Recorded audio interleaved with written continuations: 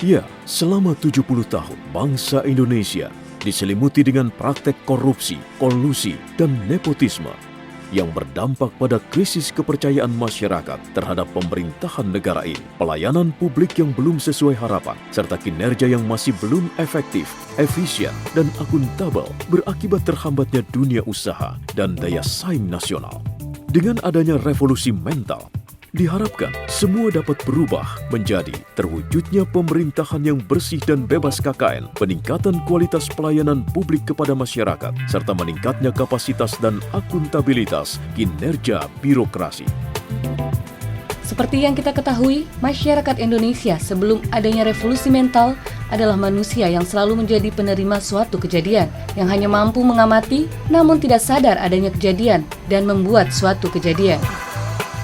Dan dengan mentalitas baru, 7 revolusi mental akan mampu merubah mental individu yang pasif menjadi aktif. Manusia yang pesimis menjadi manusia yang optimis. Mereka yang selalu mengeluh menjadi manusia yang fokus pada solusi. Individu yang bermalas-malasan menjadi individu yang giat bekerja. Manusia yang memiliki sifat mudah menyerah menjadi manusia yang pantang menyerah. Mereka yang berorientasi hasil menjadi orang yang berorientasi proses, serta orang-orang yang tadinya hanya menjadi penonton, kini menjadi pelaku. Revolusi mental juga dapat diartikan sebagai perubahan yang relatif cepat dalam cara berpikir untuk merespon, bertindak, dan bekerja. Keberadaan revolusi mental yang kini menjadi salah satu perubahan dimulai dengan adanya reformasi birokrasi yang merupakan gerakan bersama yang melibatkan bangsa dengan memperkuat peran semua institusi pemerintah dari peranata sosial budaya yang ada pada masyarakat melalui nilai-nilai esensial pada individu, keluarga, institusi sosial, masyarakat hingga lembaga negara. Salah satu faktor yang mendukung revolusi mental jadi pasti adalah agenda perubahan, seperti menjadi motivator bagi rekan sesama anggota organisasi untuk melaksanakan budaya kerja secara menyeluruh, konsisten, dan konsekuen. Sebagai role model, harus memberikan contoh bagi anggota organisasi mengenai penerapan budaya kerja, baik dalam bentuk cara berpikir, berperilaku, dan bertindak, serta sebagai implementator dan inisiator kegiatan budaya kerja di unit kerjanya. Peranan Kemenkumham dalam mendukung 7 revolusi mental tercantum dalam Tata Nilai Kementerian Hukum dan HAM tahun 2015-2019. Profesional, aparat Kementerian Hukum dan HAM juga bekerja keras dalam mencapai tujuan menguasai bidangnya sesuai dengan kemampuannya, jujur dan bijaksana dalam mengatasi hambatan dan kendala, serta melaksanakan pekerjaan sebaik mungkin. Akuntabel, setiap kegiatan dalam rangka penyelenggaraan pemerintahan dapat dipertanggungjawabkan kepada masyarakat sesuai dengan ketentuan atau peraturan yang berlaku dan menjamin serta mencegah terjadinya penyelewengan dan penyalahgunaan kekuasaan.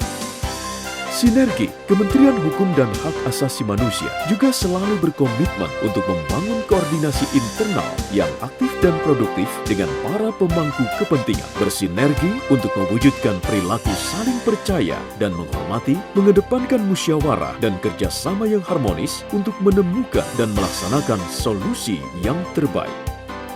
Transparan, Kementerian Hukum dan Hak Asasi Manusia juga menjamin akses atau kebebasan bagi setiap orang untuk memperoleh informasi tentang penyelenggaraan pemerintahan, yaitu informasi tentang kebijakan, proses pembuatan dan pelaksanaannya, serta hasil-hasil yang dicapai.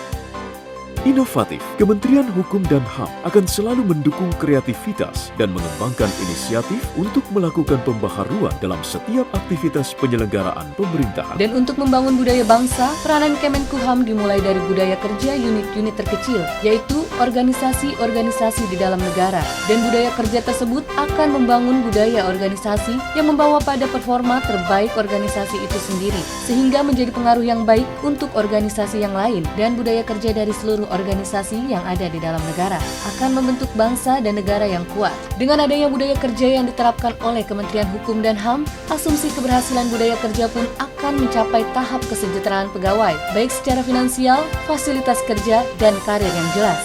Tak hanya itu, dengan adanya kesejahteraan pegawai, maka pegawai pun akan berubah untuk menjadi lebih baik dengan menjalankan mekanisme reward secara benar. Perubahan-perubahan tersebut jelas membuat kemudahan tersendiri bagi masyarakat Indonesia, baik untuk secara individu maupun kelompok yang membawa masyarakat untuk menuju arah yang lebih baik.